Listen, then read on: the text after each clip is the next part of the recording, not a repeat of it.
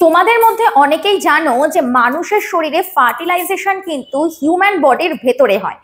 এই ধরনের ফার্টিলাইজেশনকে আমরা বলি ইন্টারনাল ফার্টিলাইজেশন। আবার এমন অনেক ধরনের অর্গানিজমস রয়েছে যাদের ক্ষেত্রে ফার্টিলাইজেশন শরীরের বাইরে হয়, যেমন হলো মাছ।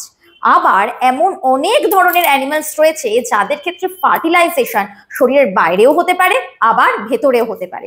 আমরা একটা ট্রিক্সের মাধ্যমে জানবো যে কোন কোন অ্যানিমালসদের ফার্টিলাইজেশন শরীরের বাইরে এবং ভেতরে দুই দিকেই হয়। দেখো, ট্রিক্সটা হলো ম্যাপ।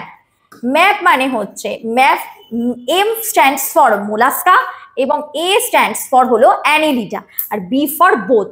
মানে both external and internal fertilisation কাদের ক্ষেত্রে হয়? মোলাস্কা মানে শামুকের ক্ষেত্রে, অ্যানিলিডা মানে হচ্ছে জোকের ক্ষেত্রে, যাদের ক্ষেত্রে বোথ এক্সটার্নাল এবং ইন্টারনাল ফার্টিলাইজেশন হয়। এরকম আরো কিছু গুরুত্বপূর্ণ ভিডিও পেতে হলে অবশ্যই আমাদের পেজটি ফলো করতে হবে।